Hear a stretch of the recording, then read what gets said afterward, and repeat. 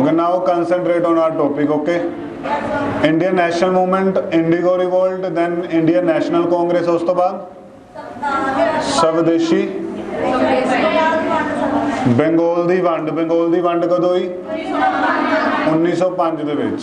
ਔਰ ਦੈਨ ਸਵਦੇਸ਼ੀ ਮੂਵਮੈਂਟ ਕਦੋਂ ਹੋਈ 1905। ਉਸ ਤੋਂ ਬਾਅਦ ਮੁਸਲਿਮ ਲੀਗ ਕਦੋਂ ਬਣੀ 1906। ਫਾਊਂਡਰ ਕੌਣ ਸੀ ਮੁਸਲਿਮ ਲੀਗ ਦਾ ਆਗਾ ਖਾਨ ਹੈ ਨਾ, ਮੋਹਸਿਨ ਉਲ ਮੁਲਕ। ਚਲੋ ਇਸ ਤੋਂ ਬਾਅਦ ਆਪਾਂ ਕੰਟੀਨਿਊ ਕਰਦੇ ਹਾਂ।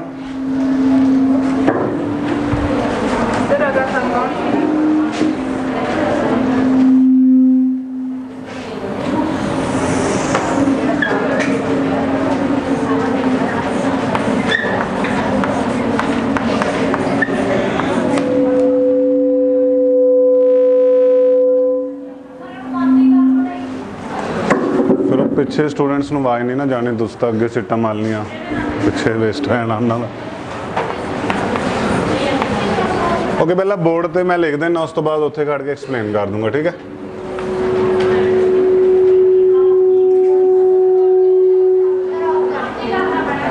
ਇਹ ਸਰ ਇੱਥੋਂ ਦੇਖਿਓ ਮਾੜਾ ਜਿਹਾ।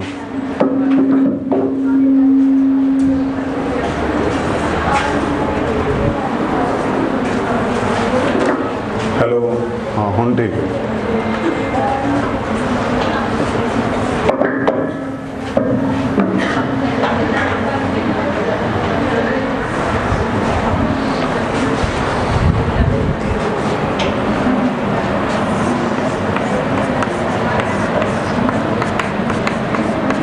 ਇਹ ਨਾ ਇੰਪੋਰਟੈਂਟ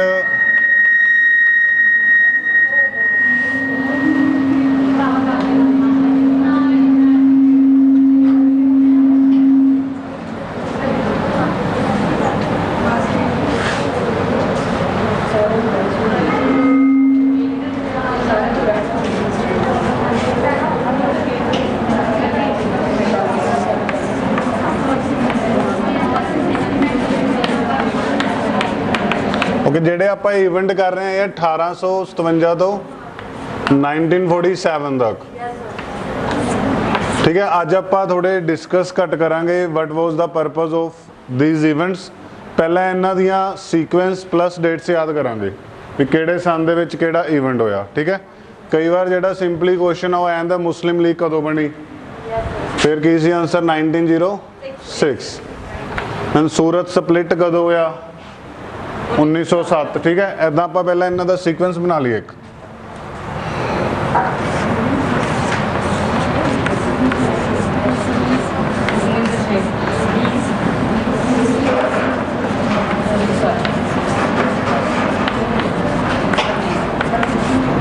विजिबल है पीछे लास्ट बेंच, कैमरा आगे पे। चलो मैं प्रोनाउंस करूंगा उदो लिख लो, ठीक है।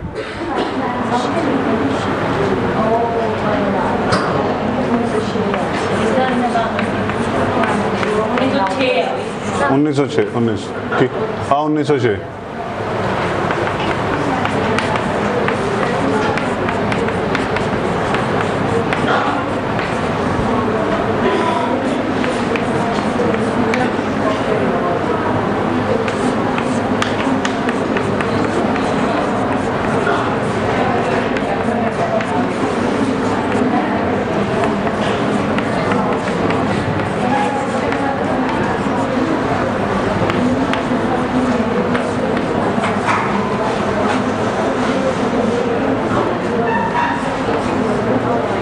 ओके। पहला इवेंट मुस्लिम लीग लिख लो सारे,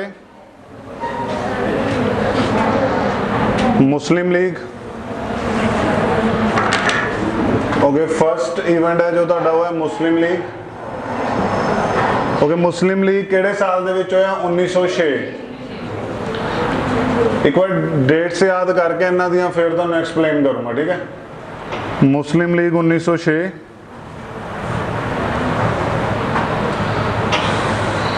ओके, उस तो बाद इंडियन नैशनल कांग्रेस पढ़ी सी ना आपां, उहदे च एक सैशन तुहानूं दस्से सी। हर साल इंडियन नैशनल कांग्रेस का एक सैशन या कॉन्फ्रेंस हुंदा सी जिहदे विच अलग अलग डेवलपमेंट्स के प्लान वो डिस्कस करते सी, ठीक है। हुण लिखो Calcutta session 1906, Calcutta session 1906 1906 Calcutta session कदों होया इंडियन नैशनल कांग्रेस का 1906 ਦੇ ਵਿੱਚ कलकत्ता सैशन 1906 ਇਹ फेमस है मेनली लिखो दादा भाई नरोजी एक नाम लिख लो पंजाबी च लिख लो ठीक है दादा भाई नरोजी दादा भाई DADBHAI दादा भाई नारोजी NAROJI स्पेलिंग देख लो DADABHAI NARAOJI दादा भाई नरोजी पंजाबी च लिख लो जिन्हों का पंजाबी मीडियम है दादा भाई Naoroji first time demanded for Swaraj ये सैशन क्यों मशहूर है क्योंकि फर्स्ट टाइम दादा भाई नरोजी ने कादी डिमांड की थी ओवर देयर स्वराज स्वराज का मीनिंग पंजाबी च लिख लो सैल्फ रूल स्व शासन स्वराज का की मीनिंग है स्व शासन सैल्फ रूल लिख लिया सारा ने कैलकटा सैशन क्यों मशहूर है कांग्रेस का बिकॉज दादा भाई Naoroji first time demanded for Swaraj clear और जो 1905 का सैशन पढ़िया सी आपां उहदे च की डिमांड कीता सी उहदे च फर्स्ट टाइम कॉल फॉर स्वदेशी मूवमेंट ठीक है 1905 च दादा भाई नरोजी ने किंदी डिमांड की सी स्वदेशी एंड 1906 दे विच स्वराज स्वराज का first meaning I mean meaning of the Swaraj स्व शासन क्लियर ओके एकदम डोमिनियन स्टेटस कराया सी ना लास्ट टाइम क्लियर है सारा नु डिस्टिंक्शन ओके एक दादा भाई नरोजी नु टाइटल मिला सी लिखो grand old man of India bracket च लिख लो grand old man of India spelling देखो सारे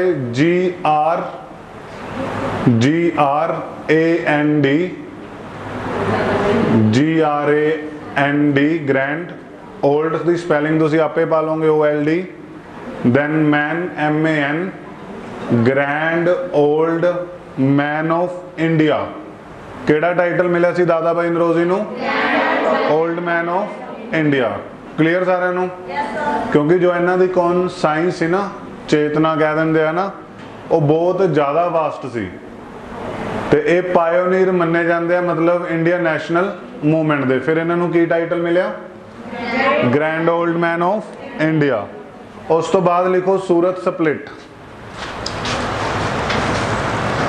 सूरत split Surat split Surat is a place in Gujarat Surat एक जगह किथे गुजरात दे विच हुण उत्थे 1907 दे विच इंडियन नैशनल कांग्रेस का सैशन चलदा पिया सी कॉन्फ्रेंस चलदी पई है ठीक है उस कॉन्फ्रेंस दे विच दो विचारधारा बन गईयां उन्हां विचारधारावां नूं की नाम दिता गया उदारवादी ते उगारवादी ठीक है ये इंग्लिश च इहनूं कहंदे आ मॉडरेट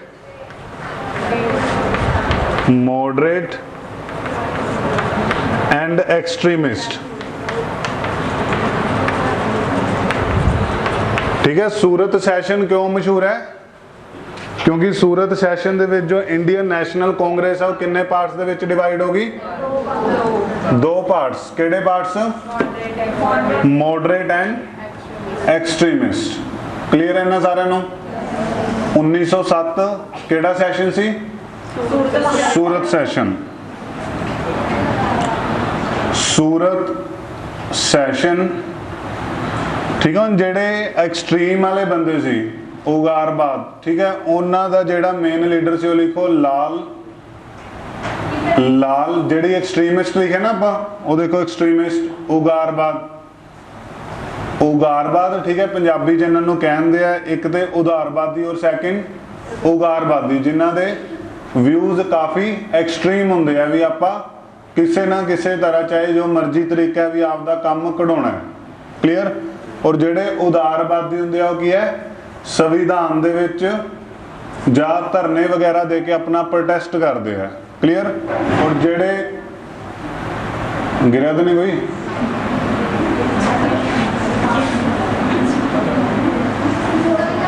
चल लीव इट इधर देखो सारे।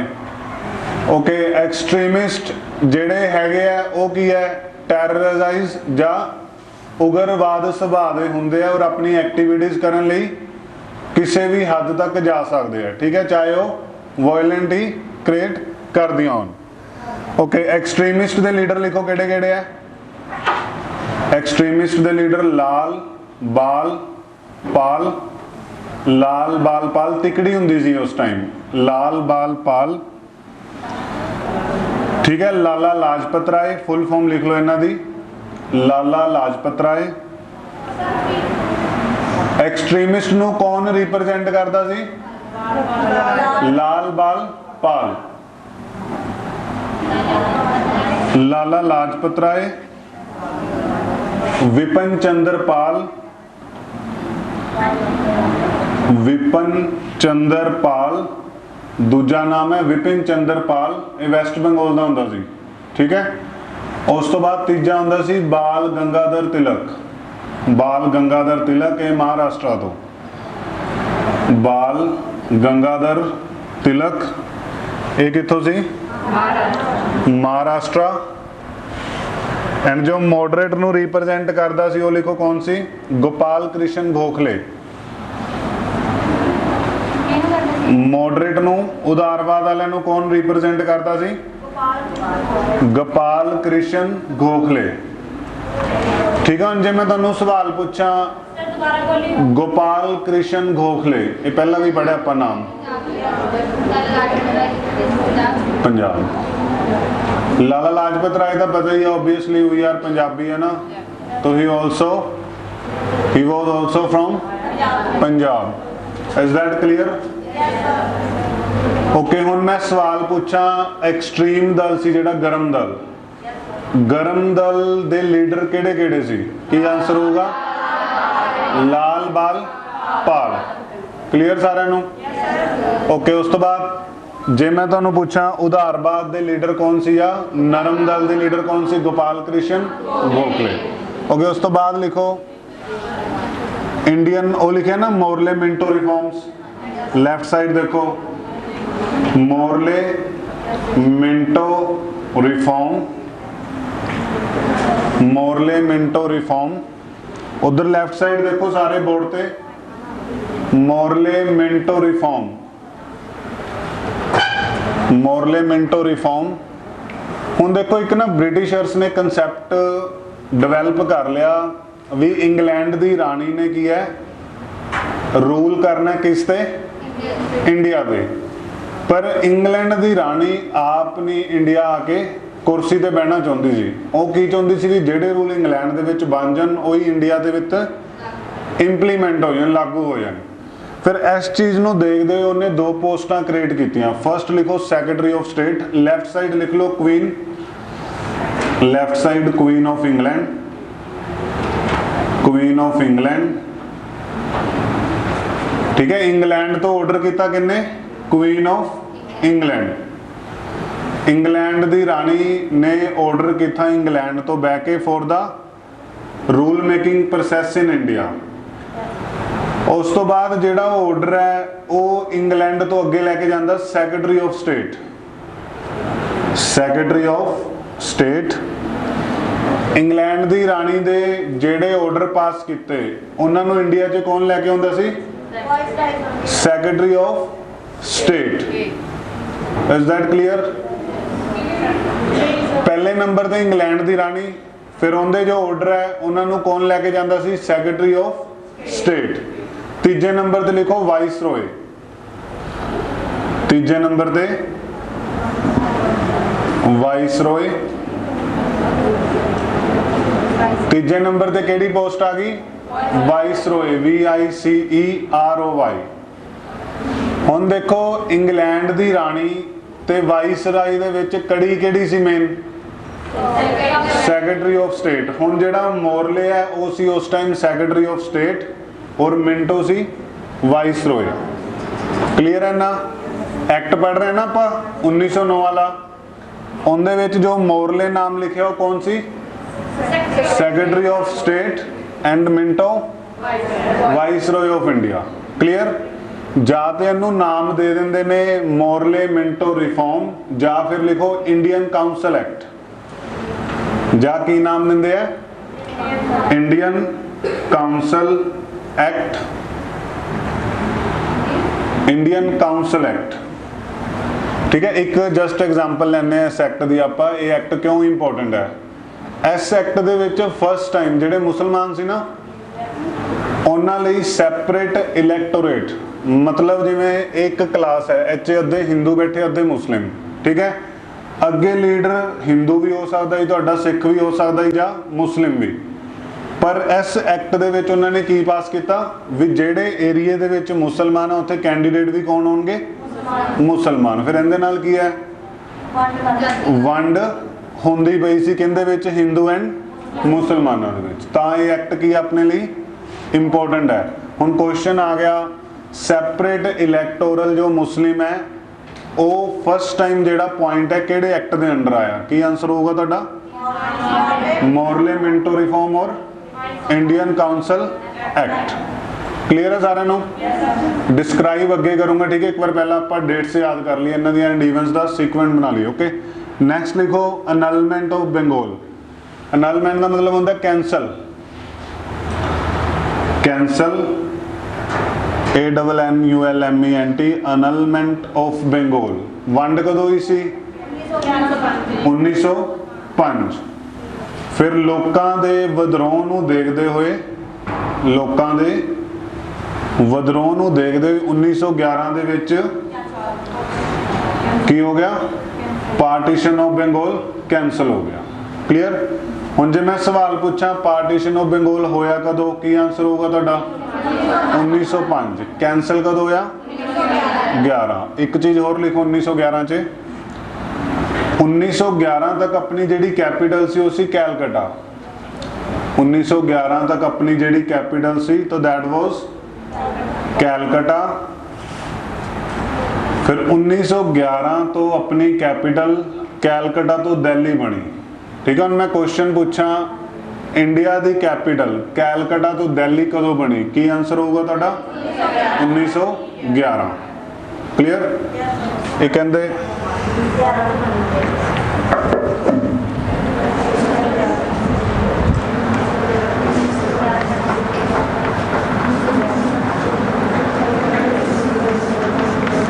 एक ना वाइसरॉय हुंदा सी अपना,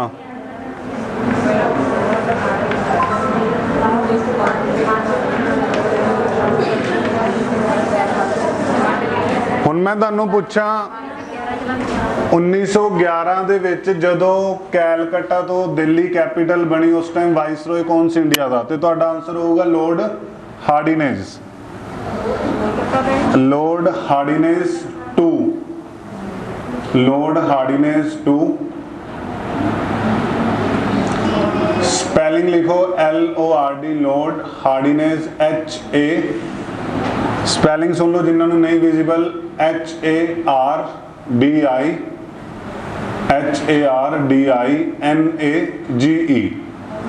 हार्डिनेज। तो लॉर्ड हार्डिनेज वॉज वाइसरॉय। उस टाइम इंडिया के इंग्लैंड की राणी का जो पावर यूज करता सी, कौन करता सी? वाइसरॉय। लिखाया ना उन्हें तुहानूं वाइसरॉय। हुण 1911 जो कैपीटल बनी उदों वाइसरॉय कौन सी इंडिया का? लॉर्ड हार्डिनेज 2। पिछे 2 पा लो, पिछे 2 लिख लो, ठीक है। हार्डिनेज 2। हुण हार्डिनेज 2 का मतलब एक इस तो पहला भी आया सी, वो जिवें ला लो 1856 दे विच आया। हुण दूसरे वाला कदों आया? 1911। हुण जे आपां 1 2 ना पावांगे फिर आपां नूं कन्फ्यूजन होगी भी किहड़े हार्डिनेज की गल करते पे हैं, ठीक है। हुण एक नूं मैं जिहड़ा 1856 दे विच आया उन्होंने मैं सिंपल नाम देता लॉर्ड हार्डिनेज। क्लीयर। हुण दूसरा आया 1911 दे विच। हुण तुहानूं कन्फ्यूजन ना होवे फिर मैं उन्होंने की नाम देता? लॉर्ड हार्डिनेज 2। क्लीयर। समझ आ गया हार्डिनेज 2 का मतलब? ठीक है। हिस्टरी दे विच कई इदां दे नाम है जिवें 1 पा के फिर अगे 2 आ जांदा, जिवें अकबर मेन सुनिया तुसीं, फिर लेटर मुगल आए सी ना उन्हां च एक अकबर 2 आउंदा। इट मीनस एक पहला आया 1556 ਦੇ ਵਿੱਚ, एक आया 1700 कुछ ਦੇ ਵਿੱਚ। ਉਹਨੂੰ ਕੀ ਨਾਮ देता ਆਪਾਂ? Akbar 1 and Akbar 2। Clear? Okay, उस तो बाद लिखो नेक्स्ट इवेंट।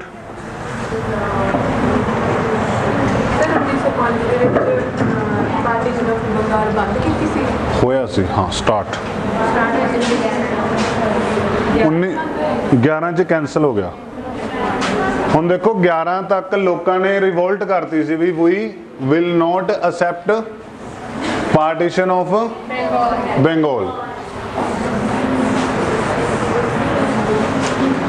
ठीक है, हम सिंपल क्वेश्चन है, देखो कन्फ्यूज ना आयो जो मैं पार्टीशन ऑफ बंगाल पूछा कदों होया 1905 और कैंसल कदों होया 11। Partition of Bengal time Bengal India का वाइसरॉय कौन सी?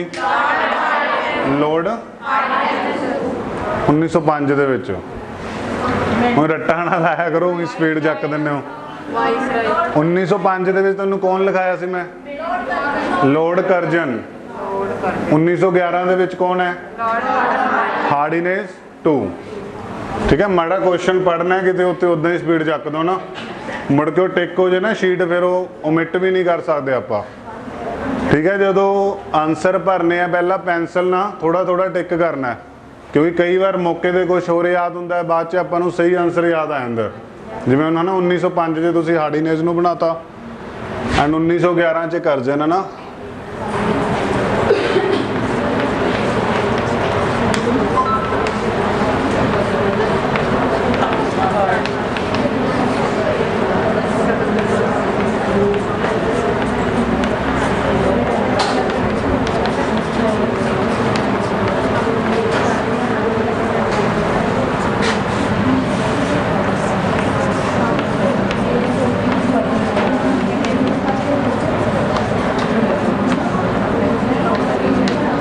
ओके, नेक्स्ट लिखो गदर पार्टी।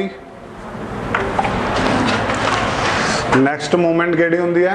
गदर पार्टी ਜਾਂ इवेंट गदर पार्टी। ये बनी 1913 ਦੇ ਵਿੱਚ। 1913 गदर पार्टी। ठीक है, गदर ना एक अरेबियन सुने, अरेबियन लैंग्वेज जिमें इराक साउदी अरेबिया है ना, जब मिडल ईस्ट कह देंगे इधर केड़ी लैंग्वेज बोली जाती है? अरेबियन। हुण जिहड़ा गदर वर्ड है वो अरेबियन लैंग्वेज का वर्ड है, इनका मतलब हुंदा क्रांति। जे मैं तुहानूं पूछां what is the meaning of Ghadar word, तो दैट इज़ क्रांति, रेवोल्यूशन। ठीक है, केड़ी लैंग्वेज का वर्ड है? अरेबियन। हाँ जी, last bench is are you getting me? आवाज़ आ रही है? गदर पार्टी, गदर का मीनिंग की है? क्रांति। और केड़ी लैंग्वेज का शब्द है? अरेबियन। ओके, गदर पार्टी का जिहड़ी फॉर्मेशन है कदों हुई सी? 1913। क्लियर? और इन्हां ने एक लिखो, इनका फाउंडर लिख लो सोन सिंह भखना। सुनिया नाम है? लिखो सोन सिंह भखना। सोन सिंह भखना एंड लाला हरदयाल। लाला हरदयाल। हुण देखो इत्थों ना कुछ क्रांतिकारी यूएसए दे विच इकट्ठे होण लग गए। ठीक है, इंडिया दे विचों की होया? कुछ रेवोल्यूशनरीज कित्थे इकट्ठे होण लग गए? US, United State of America. अमरीका दे विच कुछ क्रांतिकारी इकट्ठे होण लग गए। जदों इकट्ठे होके उन्हां दे जिहड़े इंटरस्ट सी, इंटरस्ट पता ना की हुंदा? इंटरस्ट रुचि। जो उन्हां दी रुचियां सी वो सेम हो गई भी आपां भारत नूं आज़ाद करवाउणा है। क्लीयर? उन्हां दी रुचियां सेम हो गई। फिर उन्होंने सोचा क्यों ना आपां एक पार्टी बनाइए। आपां की करिए? एक पार्टी बनाइए जिंदा हैडक्वार्टर कित्थे होगा? अमरीका। अमरीका दे विच हैडक्वार्टर बना के उत्थे आपां सारा काम करके अमरीकी सरकार तो हो सकता मदद भी लैके आपां की करांगे? इंडिया दे विच जिहड़े क्रांतिकारी उन्हां दी मदद करनी है। क्लीयर? फिर उस उद्देश्य लई किहड़ी पार्टी बनी? गदर पार्टी। कदों बनी? 1913 एंड गदर का मीनिंग की है? क्रांति। ओके नेक्स्ट लिखो कोमागाटा मारू। आओ लिखा बोर्ड ते देखो कोमागाटा मारू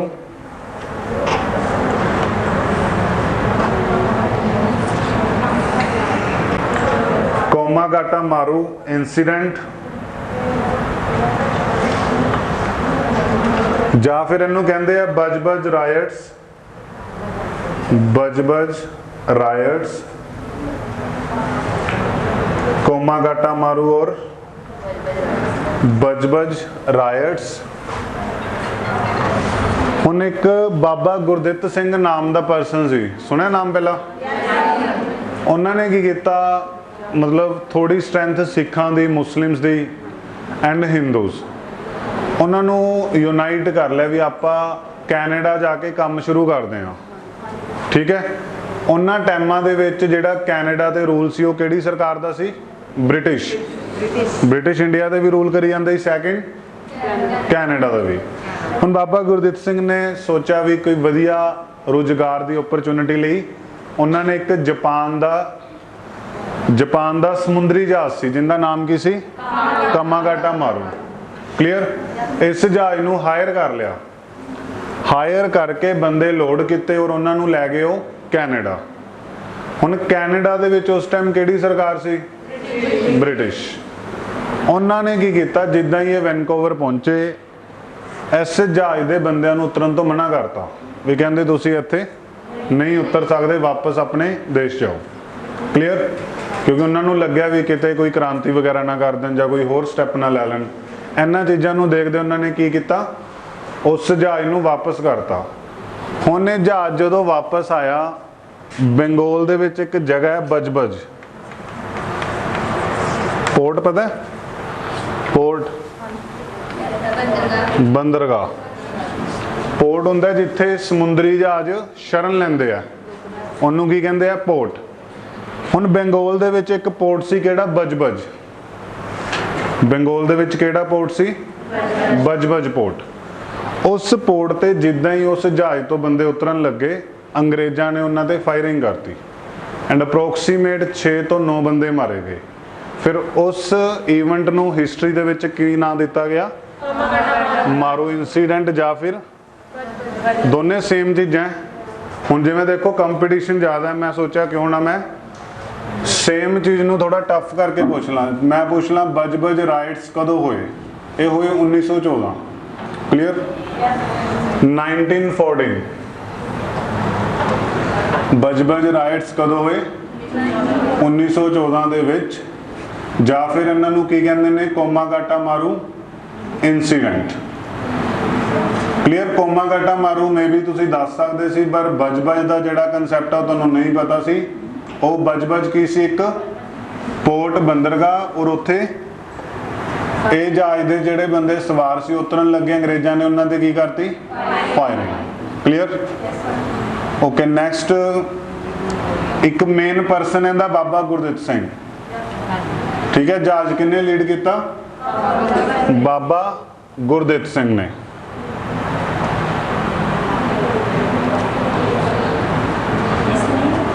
बाबा गुरदित सिंह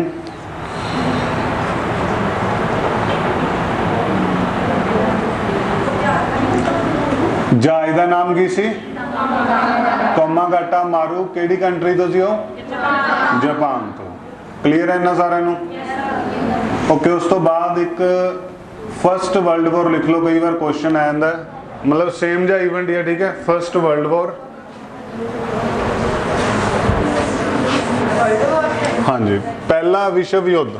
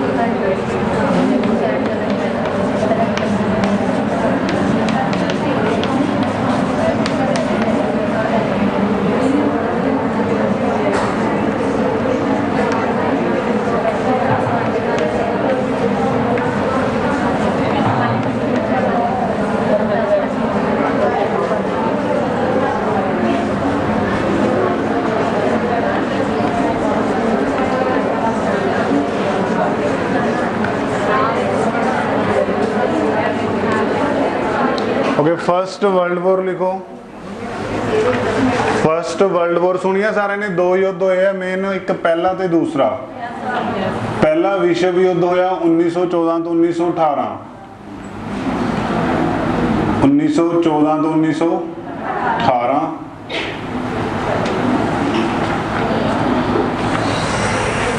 अच्छा एक बार वैसे जो सिंपल जा लिख लो, ठीक है। दो पावर सी, एक सी एक्सिस पावर, एक सी अलाइड।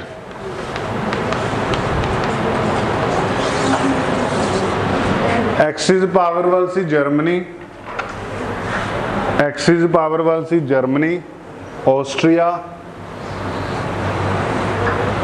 ठीक है। दो तरह दियां मेन इहदे विच पार्टियां सी जिन्हां ने युद्ध लड़िया सी।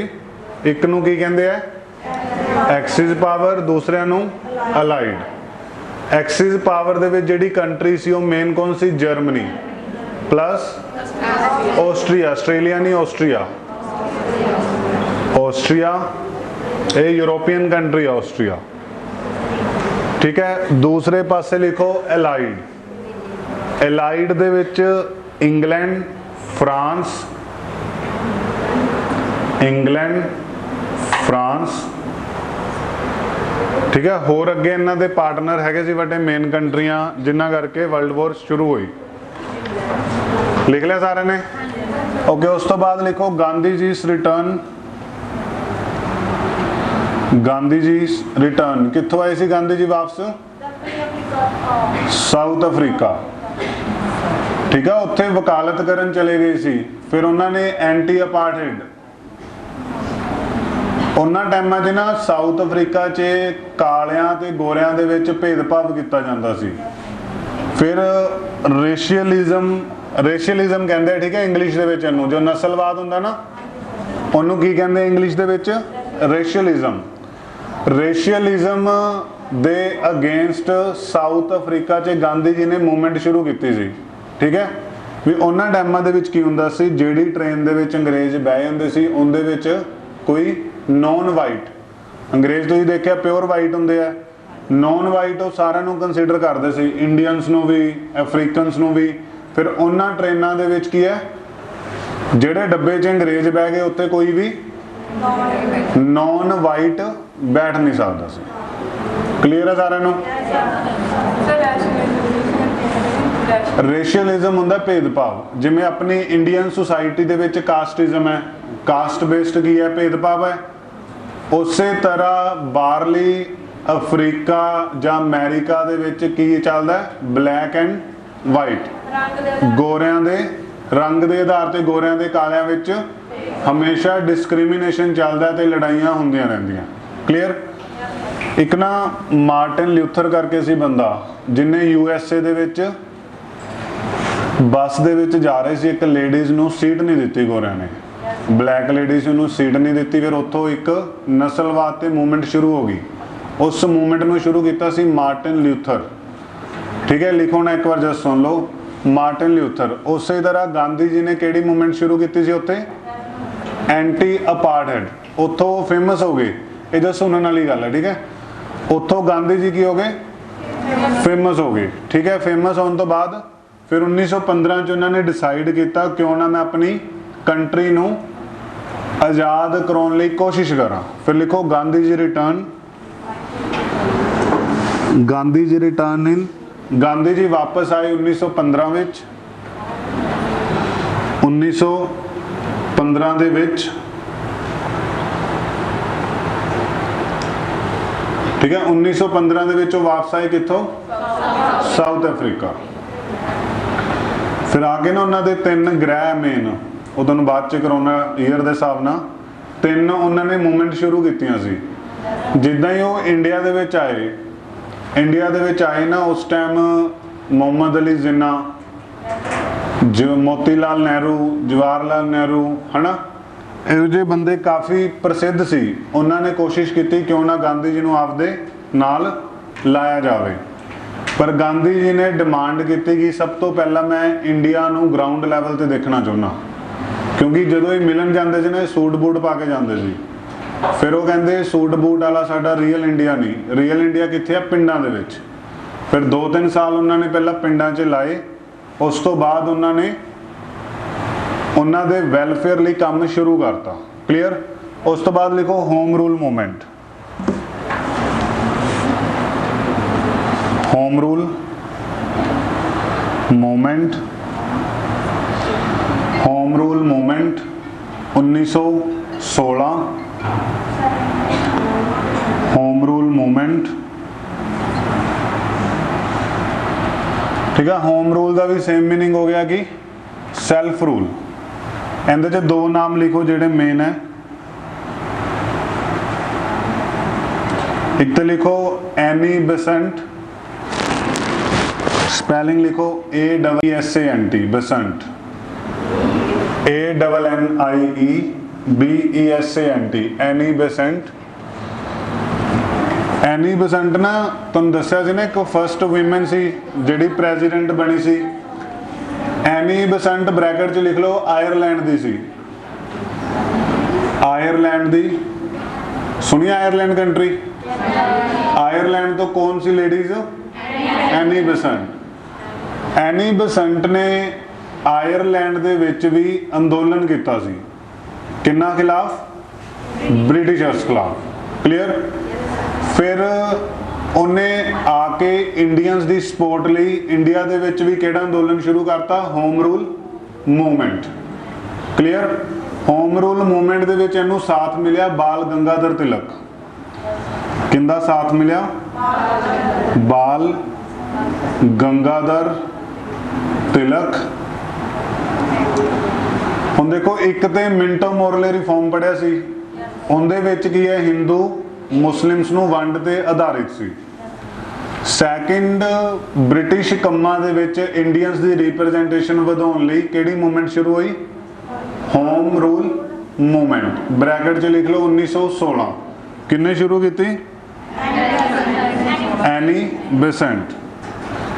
एक ना स्लोगन बहुत मशहूर है जिहड़ा इस मूवमेंट दे ड्यूरिंग आया सी। लिखो स्लोगन, लिखो की सी?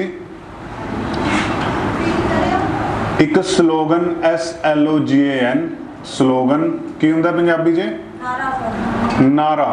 स्लोगन लिखो Swaraj is my birthright.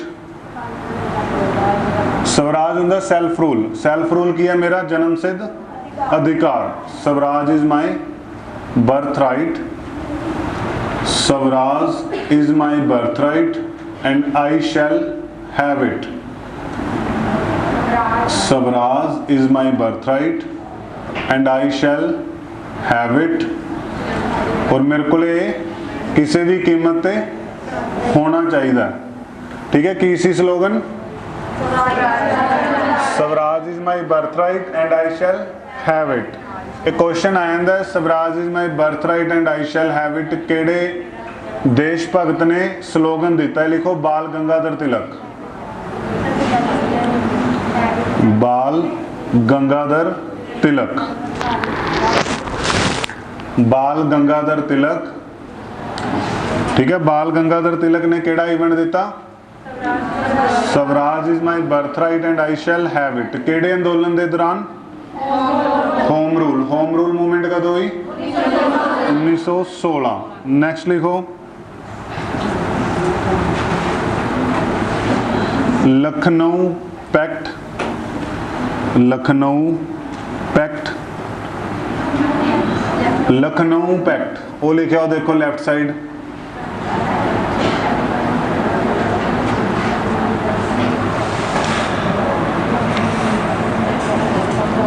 Lucknow pact. ठीक है। लखनऊ पैक्ट दो चीज़ों लिए मशहूर है। ठीक है। पहला तो जी मुस्लिम लीग सी 1906 वाली प्लस इंडियन नैशनल कांग्रेस 1885, ये दोनों इकट्ठियां हो गई। ठीक है। लखनऊ पैक्ट दे विच की होया? Muslim League plus Indian National Congress, ये दोनों यूनाइट हो गई। क्लियर।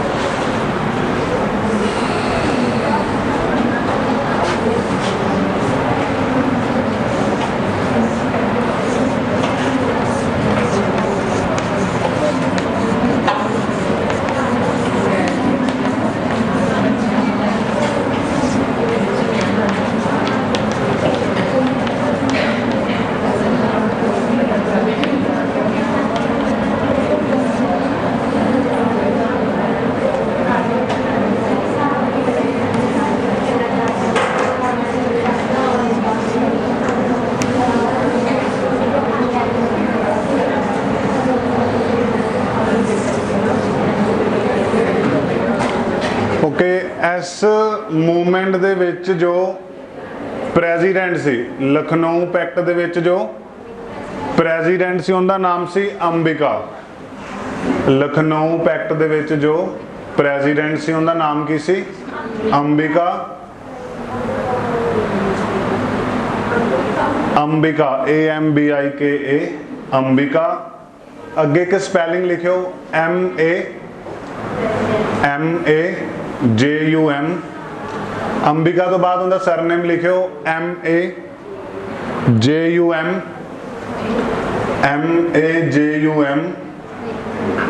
DAR अंबिका मजूमदार।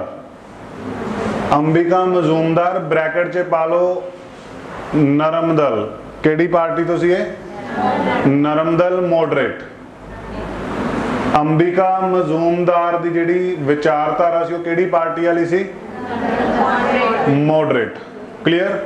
हुण इहदे विच दो पॉइंट मेन मंगे गए। एक तो रिप्रजेंटेटिव गवर्नमेंट भी इंडियंस नूं भी की मिलना चाहिए इंडियन गवर्नमेंट दे विच रिप्रजेंटेशन। जिवें उन्हें कैप्टन सरकार ने 33% किया सी ना विमेंस रिप्रजेंटेशन हरेक इलैक्शनस दे विच। उस तरह इंडियंस ने 1916 दे विच की डिमांड की इंडियन गवर्नमेंट दे विच सानू भी की मिलना चाहिए रिप्रजेंटेशन। और सैकेंड इज डोमिनियन स्टेटस।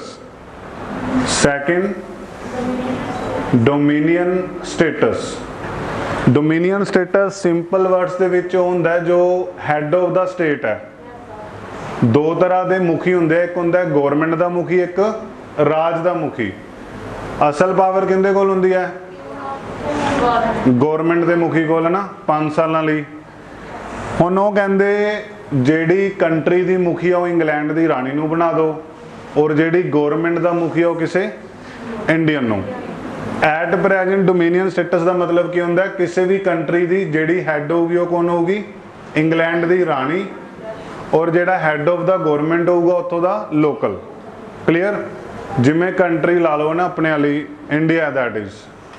हुण इंडिया दे विच आ बाउंड्री अपनी इस बाउंड्री दे विच कहता मैं गवर्नमेंट बना ली है भी जिहड़ा गवर्नमेंट दा हैड है मैं होऊंगा और जिहड़ा कंट्री दा हैड है कौन होगी इंग्लैंड की राणी। हुण असली पावरां किंदे कोल है सरकार दे मुखी कोल और जिहड़ी इंग्लैंड की राणी है वो आपां एक स्टेटस वास्ते उन्होंने हैड बनाता जबकि उनका कोई इन्ना ज़्यादा रोल नहीं होगा। हुण इंडिया च एट प्रेजेंट राष्ट्रपति है। राष्ट्रपति को कितनी की पावर है little bit designed bye constitution. संविधान के अकॉर्डिंग उनके कोल जिहड़ियां पावरां हैगियां ठीक है। असल पावरां किंदे कोल है प्रधानमंत्री।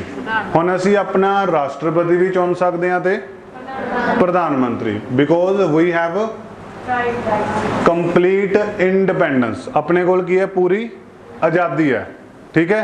जे अपने को डोमिनियन स्टेटस होंदा फिर अपने को प्रेजिडेंट नहीं होना सी। प्रेजिडेंट की जगह की होना सी राणी और प्रधानमंत्री की जगह प्रधानमंत्री अपने को हैगा। क्लीयर। हुण लखनऊ पैक्ट दे विच की चीज़ां मंगियां गईयां representation government and dominion status. Clear है सारिਆਂ ਨੂੰ कोई डाउट है तो पूछ लो।